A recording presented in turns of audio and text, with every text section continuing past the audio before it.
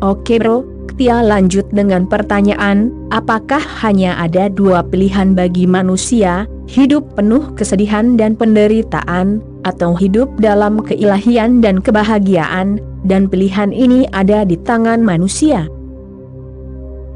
Bagaimana mungkin sebagian besar manusia memilih jalan kesedihan dan penderitaan?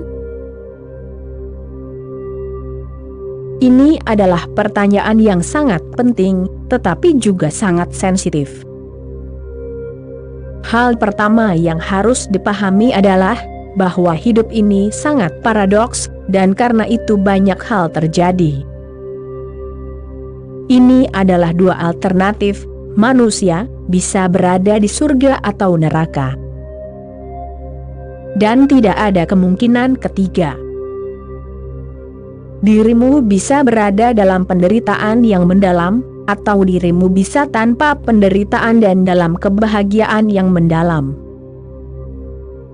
Ini adalah dua kemungkinan, dua pembukaan, dua pintu, dua cara hidup. Maka muncullah pertanyaan, mengapa manusia memilih untuk menderita? Manusia tidak pernah memilih untuk menderita, manusia selalu memilih untuk bahagia, dan disitulah paradoksnya. Jika dirimu memilih untuk bahagia, dirimu akan menderita, karena bahagia berarti tidak memiliki pilihan. Inilah masalahnya. Jika dirimu memilih untuk bahagia, dirimu akan menderita. Jika dirimu tidak memilih, jika dirimu hanya menjadi saksi, tidak memilih, dirimu akan bahagia. Jadi, ini bukan masalah memilih antara bahagia dan menderita. Jauh di dalam, ini adalah masalah memilih antara memilih dan tidak memilih.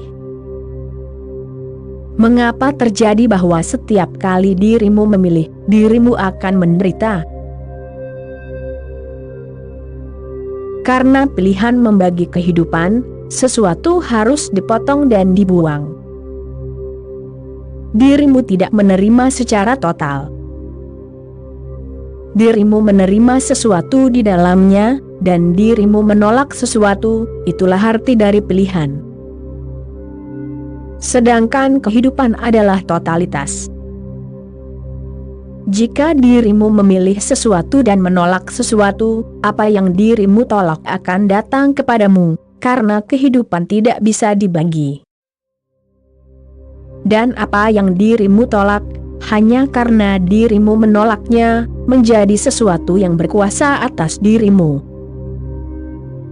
Dirimu benar-benar menjadi takut akan hal itu. Tidak ada yang bisa disangkal.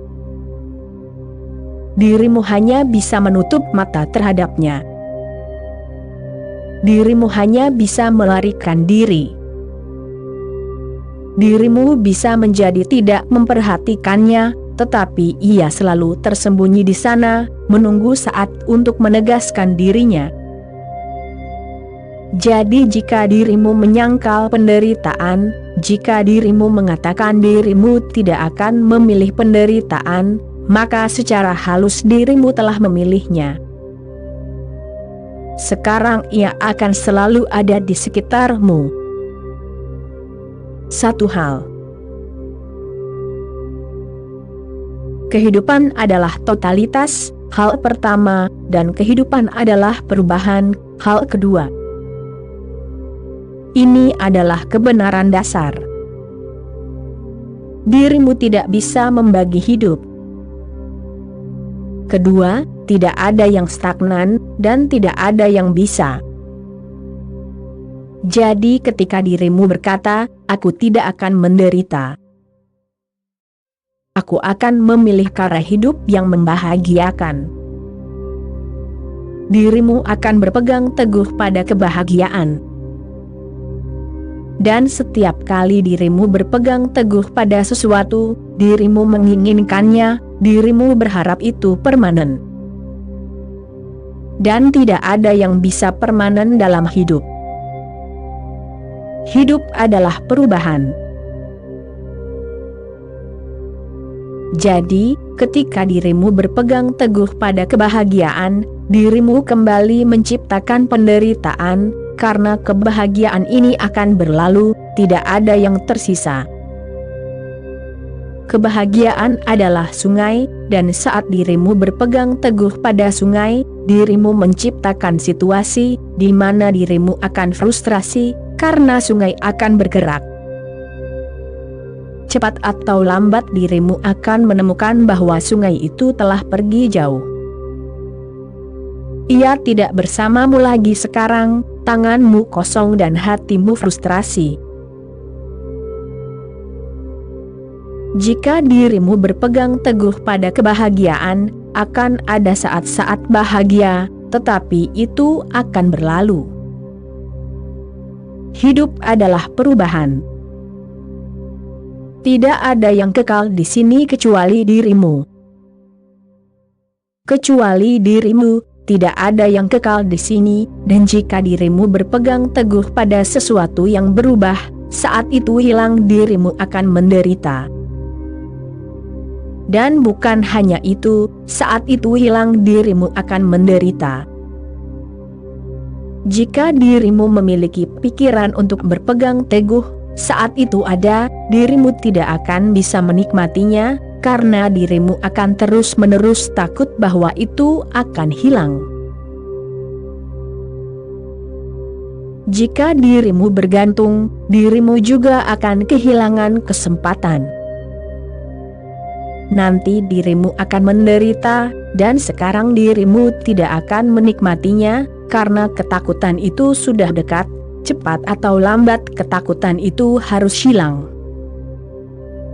Tamu itu telah datang ke rumahmu, dan dirimu tahu dia adalah tamu, dan besok pagi dia akan pergi. Dirimu mulai menderita untuk masa depan, besok pagi dia akan pergi, dan rasa sakit, penderitaan, kesedihan itu menimpamu saat ini juga. Dirimu tidak bisa bahagia saat tamu itu berada di rumahmu.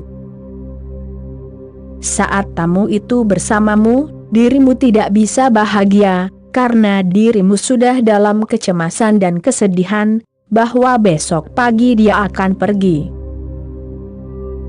Jadi saat dia ada di sana, dirimu tidak akan bahagia, dan saat dia pergi, dirimu akan tidak bahagia. Inilah yang sedang terjadi. Hal pertama, hidup tidak bisa dibagi. Jika dirimu membagi, barulah dirimu bisa memilih. Dan apa yang dirimu pilih itu seperti aliran air, cepat atau lambat akan hilang, dan apa yang telah dirimu tolak akan menimpamu, dirimu tidak bisa menghindarinya. Dirimu tidak bisa berkata, aku hanya akan hidup di siang hari dan aku akan menghindari malam hari. Dirimu tidak bisa berkata, aku hanya akan hidup dengan napas yang masuk, dan aku tidak akan membiarkan napas yang keluar. Hidup adalah irama yang saling berlawanan. Napas masuk dan keluar, di antara dua hal yang berlawanan ini, masuk dan keluar, dirimu ada. Penderitaan ada di sana, kebahagiaan ada di sana. Kebahagiaan seperti napas masuk, penderitaan seperti napas keluar, atau siang dan malam, irama yang berlawanan. Dirimu tidak bisa berkata, aku akan hidup hanya jika aku bahagia. Ketika aku tidak bahagia, aku tidak akan hidup. Dirimu bisa bersikap seperti ini, tetapi sikap ini akan membuatmu semakin menderita.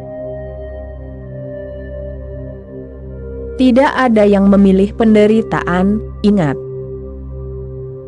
Dirimu bertanya mengapa manusia memilih untuk menderita. Tidak ada yang memilih untuk menderita. Dirimu memilih untuk tidak menderita, dirimu memilih untuk bahagia, dan dirimu telah memilih dengan kuat. Dirimu melakukan segalanya untuk bahagia, dan itulah mengapa dirimu menderita, mengapa dirimu tidak bahagia. Jadi apa yang harus dilakukan? Ingatlah bahwa hidup itu total. Dirimu tidak bisa memilih, seluruh hidup harus dijalani. Akan ada saat-saat bahagia dan akan ada saat-saat menderita, dan keduanya harus dijalani, dirimu tidak bisa memilih. Karena hidup adalah keduanya, jika tidak, ritme akan hilang, dan tanpa ritme tidak akan ada kehidupan. Sama halnya dengan musik. Dirimu mendengarkan musik, ada not, suara, dan setelah setiap suara ada keheningan, jeda. Karena jeda itu, jeda keheningan itu, dan suara, karena kedua hal yang berlawanan, musik tercipta. Jika dirimu berkata, aku hanya akan memilih suara, dan aku tidak akan memilih jeda, maka tidak akan ada musik. Itu akan menjadi hal yang monoton, itu akan mati. Jeda itu memberi kehidupan pada suara. Inilah keindahan hidup, bahwa melalui hal-hal yang berlawanan, ia ada suara dan keheningan, suara dan keheningan, yang menciptakan musik, ritme. Begitu pula dengan kehidupan. Penderitaan dan kebahagiaan adalah dua hal yang berlawanan. Dirimu tidak bisa memilih. Jika dirimu memilih, dirimu telah menjadi korban, dirimu akan menderita. Jika dirimu menyadari totalitas pertentangan ini, dan cara hidup berfungsi, dirimu tidak memilih, hal pertama. Dan ketika dirimu tidak memilih, tidak perlu melekat, tidak ada makna dalam melekat. Ketika penderitaan datang, dirimu menikmati penderitaan, dan ketika kebahagiaan datang, dirimu menikmati kebahagiaan. Ketika tamu ada di rumah, dirimu menikmatinya, ketika ia pergi, dirimu menikmati penderitaan, ketidakhadiran, rasa sakit. Aku katakan nikmati keduanya. Inilah jalan kebijaksanaan, nikmati keduanya, jangan memilih. Apapun yang menimpamu, terima saja. Itu adalah takdirmu, begitulah hidup, dan tidak ada yang bisa dilakukan untuk mengubahnya. Jika dirimu bersikap seperti ini, tidak ada pilihan. Dirimu telah menjadi tidak punya pilihan. Dan ketika dirimu tidak punya pilihan, dirimu akan menyadari dirimu sendiri, karena sekarang dirimu tidak khawatir tentang apa yang terjadi, jadi dirimu tidak ekstrovert. Dirimu tidak khawatir tentang apa yang terjadi di sekitarmu. Apapun yang terjadi, dirimu akan menikmatinya, dirimu akan menjalaninya, dirimu akan melaluinya, dirimu akan mengalaminya, dan dirimu akan memperoleh sesuatu darinya, karena setiap pengalaman adalah perluasan kesadaran. Jika benar-benar tidak ada penderitaan, dirimu akan menjadi miskin karenanya, karena penderitaan memberimu kedalaman. Seseorang yang tidak pernah menderita, akan selalu berada di permukaan. Penderitaan memberimu kedalaman. Sungguh, jika tidak ada penderitaan, dirimu akan menjadi hambar. dirimu tidak akan menjadi apa-apa, hanya fenomena yang membosankan. Penderitaan memberimu nada, ketajaman. Sebuah kualitas datang kepadamu yang hanya bisa diberikan oleh penderitaan, yang tidak bisa diberikan oleh kebahagiaan. Seseorang yang selalu berada dalam kebahagiaan, dalam kenyamanan, yang tidak pernah menderita, tidak akan memiliki nada apapun. Ia hanya akan menjadi segumpal keberadaan. Tidak akan ada kedalaman apapun. Sungguh, tidak akan ada hati. Hati diciptakan melalui penderitaan, melalui rasa sakit, dirimu berevolusi. Jika seseorang hanya menderita, dan tidak pernah merasakan kebahagiaan, maka ia juga tidak akan kaya, karena kekayaan datang melalui hal-hal yang berlawanan. Semakin banyak dirimu bergerak dalam hal-hal yang berlawanan, semakin tinggi, semakin dalam dirimu berkembang. Seseorang yang hanya menderita akan menjadi budak. Ia yang tidak pernah merasakan momen-momen kebahagiaan, tidak akan benar-benar hidup. Ia akan menjadi binatang, ia hanya akan ada begitu saja. Tidak akan ada puisi, tidak ada lagu di hati, tidak ada harapan di mata. Ia akan menetap dalam keberadaannya yang pesimis. Tidak akan ada perjuangan, tidak ada petualangan. Ia tidak akan bergerak. Ia hanya akan menjadi kolam kesadaran yang stagnan, dan kolam kesadaran yang stagnan tidak memiliki kesadaran, lama-kelamaan ia akan menjadi tidak sadar. Itulah sebabnya jika ada terlalu banyak rasa sakit, dirimu akan jatuh pingsan.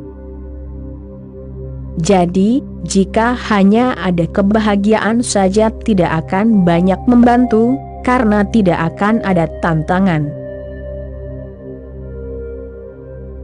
Jika hanya ada rasa sakit saja, tidak akan banyak membantu, karena tidak akan ada yang perlu diperjuangkan, diharapkan, diimpikan, tidak akan ada fantasi.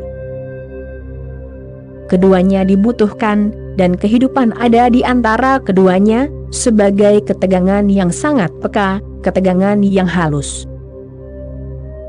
Jika dirimu memahami ini, maka dirimu tidak akan memilih. Maka dirimu akan tahu bagaimana kehidupan berfungsi, bagaimana kehidupan itu. Inilah jalannya, inilah jalan hidup. Ia bergerak melalui kebahagiaan, ia bergerak melalui penderitaan dan memberimu warna, dan memberimu makna, dan memberimu kedalaman. Jadi keduanya baik. Aku katakan keduanya baik. Aku tidak mengatakan pilih di antara keduanya. Aku katakan keduanya baik, jangan pilih. Sebaliknya, nikmati keduanya, sebaliknya, biarkan keduanya terjadi. Bersikaplah terbuka tanpa perlawanan. Jangan berpegang teguh pada yang satu dan jangan menolak yang lain. Jangan biarkan perlawanan menjadi motomu, aku tidak akan melawan kehidupan. Apapun yang diberikan kehidupan kepadaku, aku akan siap menerimanya, siap sedia, dan aku akan menikmatinya. Malam juga indah dan menyenangkan, dan penderitaan memiliki keindahan tersendiri. Tidak ada kebahagiaan yang bisa memiliki keindahan itu. Kegelapan memiliki keindahan tersendiri, siang memiliki keindahan tersendiri. Tidak ada perbandingan dan tidak ada pilihan. keduanya memiliki dimensinya sendiri untuk dijalani. Saat kesadaran ini muncul dalam dirimu, dirimu tidak akan memilih. Dirimu hanya akan menjadi saksi, dan dirimu akan menikmati. Ketiadaan pilihan ini akan menjadi kebahagiaan. Ketiadaan pilihan ini akan menjadi kebahagiaan. Kebahagiaan tidak bertentangan dengan penderitaan. Kebahagiaan adalah kualitas yang bisa dirimu bawa ke apapun, bahkan ke penderitaan. Seorang Buddha tidak bisa menderita, tetapi itu tidak berarti bahwa penderitaan tidak terjadi padanya. Ingatlah, penderitaan terjadi pada Buddha sama seperti yang terjadi pada dirimu, tetapi ia tidak bisa menderita, karena ia tahu seni menikmatinya. Ia tidak bisa menderita, karena ia tetap bahagia. Bahkan dalam penderitaan, ia tetap meriah, meditatif, hidup, menikmati, terbuka, tidak melawan. Penderitaan terjadi padanya, tetapi ia tidak tersentuh. Penderitaan datang dan pergi, seperti napas yang masuk dan keluar. Ia tetap menjadi dirinya sendiri. Penderitaan tidak bisa menyingkirkannya. Penderitaan tidak bisa mendorongnya jatuh. Tidak ada yang bisa mendorongnya, baik penderitaan maupun kebahagiaan. Dirimu ada seperti pendulum, semuanya mendorongmu, semuanya. Dirimu bahkan tidak bisa benar-benar bahagia, karena kebahagiaan juga akan membunuhmu. Dirimu begitu terlibat di dalamnya. Aku ingat, suatu kali seorang guru sekolah miskin, sangat tua, miskin, dan sudah pensiun, memenangkan lotre. Sang istri merasa takut dan berpikir, ini akan terlalu berat bagi orang tua itu. $5.000 terlalu berat baginya. Bahkan uang $5 saja sudah memberinya begitu banyak kebahagiaan, jadi $5.000 bisa saja membunuhnya. Dia berlari ke gereja terdekat, dan pergi menemui pendeta dan menceritakan apa yang telah terjadi. Dia berkata, orang tua itu sudah keluar, tetapi dia baru saja kembali, inilah saatnya dia kembali, jadi lakukan sesuatu. $5.000, berita itu saja bisa membunuhnya. Pendeta itu berkata, jangan takut. Aku tahu pikiran manusia dan cara kerjanya. Aku tahu psikologinya. Aku akan datang. Maka pendeta itu pun datang ke rumah itu. Begitu mereka sampai, orang tua itu pun datang, sehingga pendeta itu terkejut. Ia berkata, misalkan kamu memenangkan lotre $5.000, apa yang akan kamu lakukan? Orang tua itu berpikir dan merenungkannya, lalu berkata, aku akan memberikan setengah dari uang itu ke gereja. Pendeta itu jatuh dan mati. Itu sudah berlebihan. Bahkan kebahagiaan akan membunuhmu, karena dirimu terlalu terlibat. Dirimu tidak bisa menjauh dari apapun. Penderitaan atau kebahagiaan, apapun yang datang padamu, dirimu terlalu terlibat di dalamnya hingga dirimu terdorong jatuh. Dirimu tidak ada di sana lagi. Angin sepoi-sepoi masuk ke dalam rumah, dan dirimu tidak ada lagi di sana. Yang ingin aku katakan adalah, jika dirimu tidak memilih, jika dirimu tetap waspada dan menyadari bahwa begitulah hidup ini, siang dan malam datang dan pergi, penderitaan dan kebahagiaan, dirimu hanya menjadi saksi. Tidak ada keterikatan pada kebahagiaan, tidak ada keinginan untuk kebahagiaan, dan tidak ada jalan keluar dari penderitaan. Dirimu tetap berada di dalam dirimu sendiri, terpusat, berakar. Inilah kebahagiaan sejati. Jadi ingatlah, kebahagiaan bukanlah sesuatu yang berlawanan dengan penderitaan. Jangan berpikir bahwa ketika dirimu menjadi bahagia, tidak akan ada penderitaan, omong kosong. Penderitaan adalah bagian dari kehidupan. Penderitaan hanya akan berakhir ketika dirimu tidak ada. Ketika dirimu benar-benar menghilang dari tubuh, penderitaan pun berakhir. Ketika tidak ada kelahiran, penderitaan pun berakhir.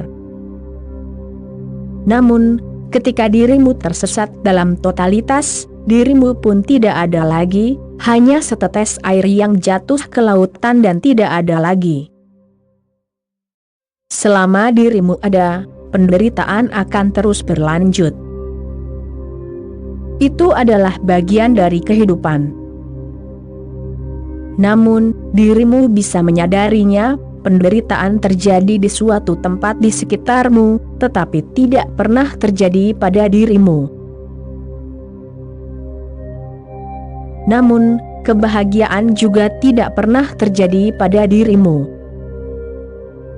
Jangan berpikir bahwa kebahagiaan akan terus terjadi pada dirimu, dan penderitaan tidak akan terjadi, keduanya tidak akan terjadi pada dirimu. Keduanya hanya akan terjadi di sekitarmu, hanya di pinggiran, dan dirimu akan terpusat pada diri sendiri. Dirimu akan melihat semuanya terjadi. Dirimu akan menikmati semuanya terjadi, tetapi semuanya akan terjadi di sekitarmu, semuanya tidak akan terjadi pada dirimu. Ini menjadi mungkin jika dirimu tidak memilih. Itulah mengapa aku katakan ini rumit, halus.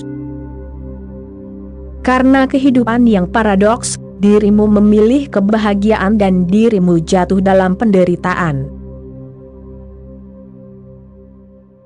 Dirimu mencoba melarikan diri dari penderitaan, dan semakin banyak penderitaan yang diundang. Jadi dirimu bisa menganggapnya sebagai hukum utama, apapun yang dirimu pilih, kebalikannya akan menjadi nasibmu. Katakanlah ini sebagai hukum utama, apapun yang dirimu pilih, kebalikannya akan menjadi nasibmu. Jadi, apapun nasibmu, ingatlah, dirimu telah memilihnya, dengan memilih kebalikannya. Jika dirimu menderita, dirimu telah memilih penderitaanmu, dengan memilih kebahagiaan. Jangan pilih kebahagiaan dan penderitaan akan lenyap. Jangan pilih sama sekali. Maka tidak ada yang akan terjadi pada dirimu, dan semuanya adalah perubahan kecuali dirimu. Itu harus dipahami dengan sangat mendalam. Hanya dirimu yang menjadi faktor konstan dalam keberadaan, tidak ada yang lain. Hanya dirimu yang merupakan keabadian, tidak ada yang lain. Kesadaranmu tidak pernah berubah. Penderitaan datang, dirimu menyaksikannya. Kemudian kebahagiaan datang, dirimu menyaksikannya. Kemudian tidak ada yang datang, dirimu menyaksikannya. hanya satu hal yang tetap konstan, menjadi saksi, dan menjadi saksi adalah dirimu. Dirimu adalah seorang anak. Atau, jika dirimu bergerak lebih jauh ke belakang, dulu dirimu hanyalah sebuah sel atom. Dirimu bahkan tidak bisa membayangkannya, hanya sebuah sel atom di dalam rahim ibumu, bahkan tidak terlihat oleh mata telanjang. Jika sel itu datang sebelum dirimu, dan dirimu menemukannya, dirimu tidak akan bisa mengenalinya dulu. Kemudian dirimu adalah seorang anak, kemudian dirimu menjadi muda, dan sekarang dirimu menjadi tua, atau terbaring di ranjang kematianmu. Banyak hal terjadi. Seluruh hidupmu telah berubah, tidak ada yang tetap sama bahkan untuk 2 momen. Heraklitus berkata dirimu tidak bisa melangkah 2 kali di sungai yang sama, dan ini dikatakannya untuk sungai kehidupan. Dirimu tidak bisa memiliki 2 momen yang sama. Momen yang telah berlalu tidak bisa diulang.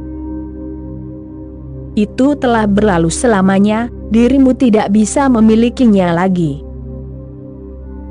Hal yang sama tidak bisa terjadi. Dalam perubahan yang begitu besar, hanya satu hal di dalam dirimu yang tetap sama, kesaksian. Jika dirimu bisa menyaksikan di dalam rahim ibumu, kualitas kesadarannya akan sama.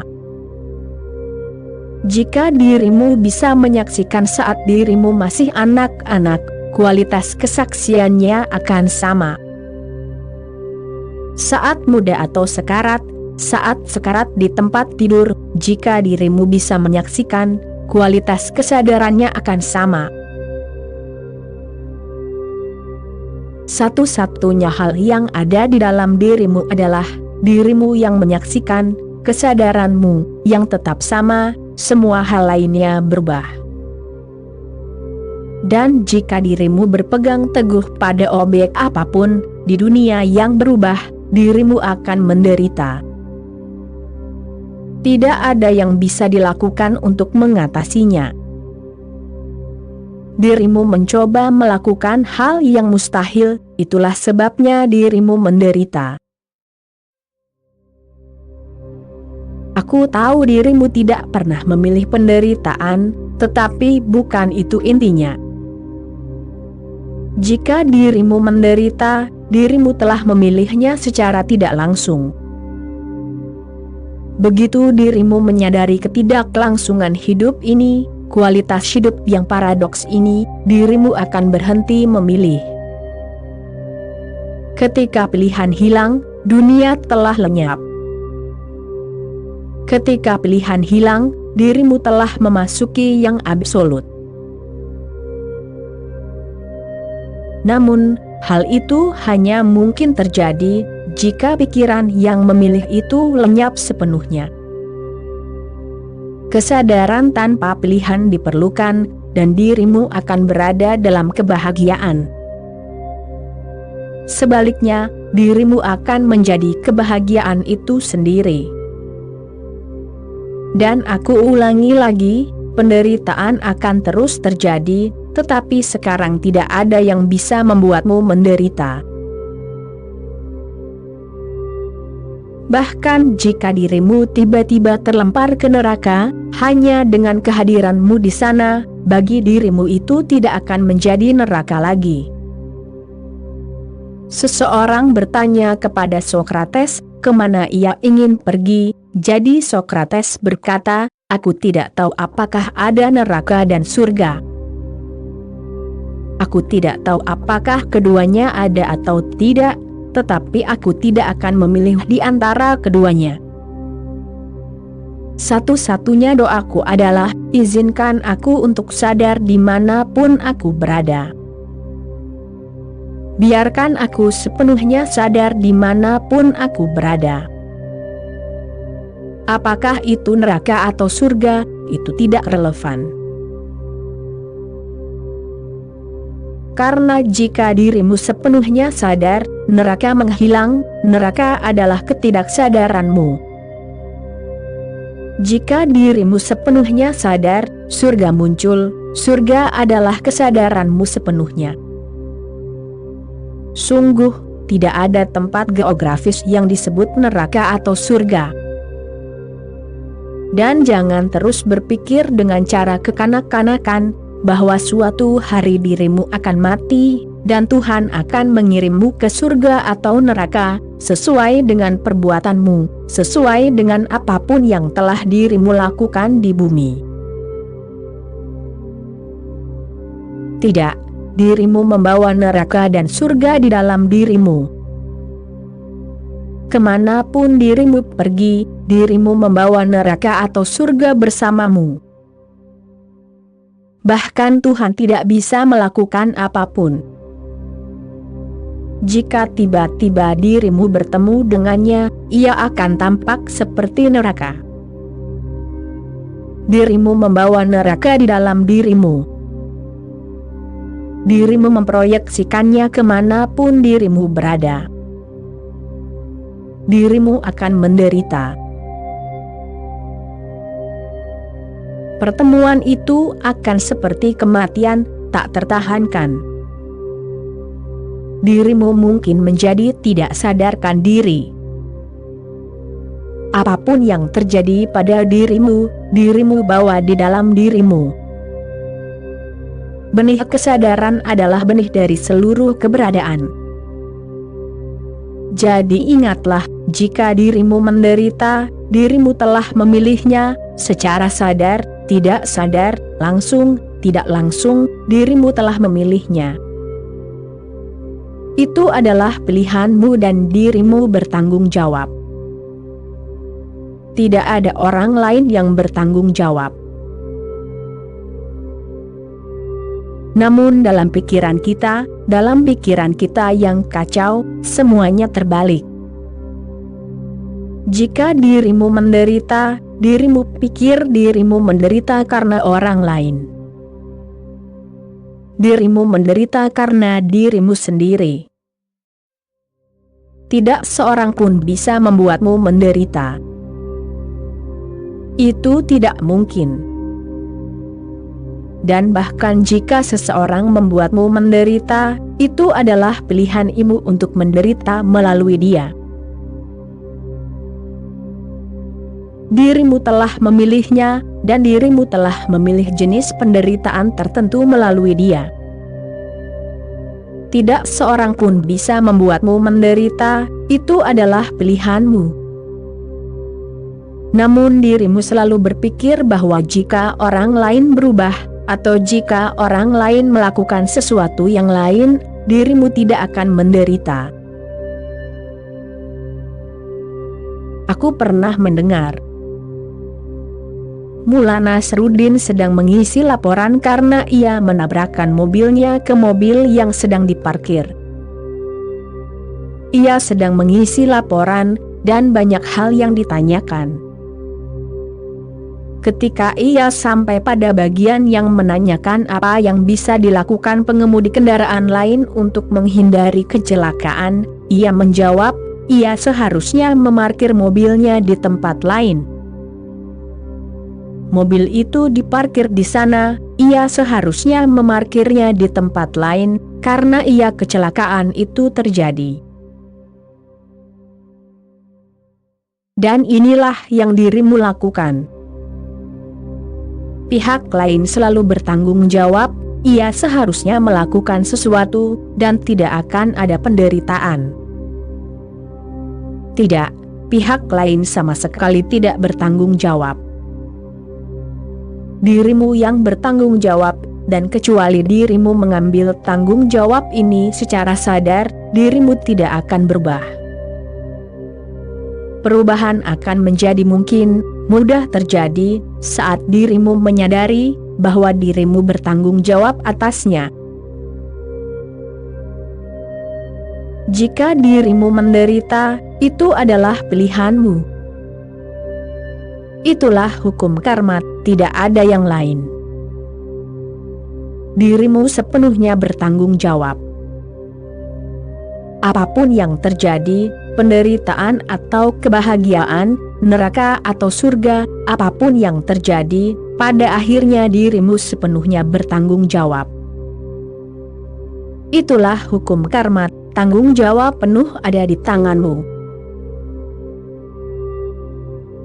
Namun jangan takut karenanya, karena jika semua tanggung jawab ada padamu, maka tiba-tiba pintu kebebasan terbuka, karena jika dirimu adalah penyebab penderitaanmu, dirimu bisa berubah. Jika orang lain adalah penyebabnya, maka dirimu tidak bisa berubah. Lalu bagaimana dirimu bisa berubah? Kecuali jika seluruh dunia berubah, dirimu akan menderita. Dan tampaknya tidak ada cara untuk mengubah orang lain, maka penderitaan tidak akan berakhir. Tetapi kita begitu pesimis, sehingga bahkan doktrin-doktrin yang indah seperti hukum karma pun kita tafsirkan sedemikian rupa, sehingga tidak membebaskan dan memerdekakan kita, melainkan sebaliknya, malah membuat kita semakin terbebani. Di India, hukum karma telah dikenal setidaknya selama 5.000 tahun, atau bahkan lebih, tetapi apa yang telah kita lakukan?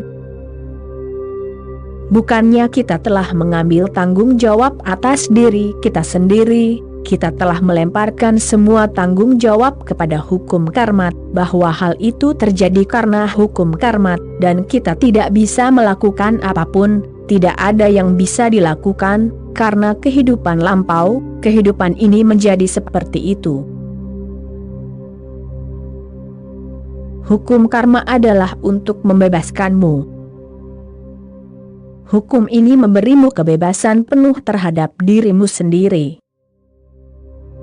Tidak ada orang lain yang bisa membuatmu menderita, itulah pesannya.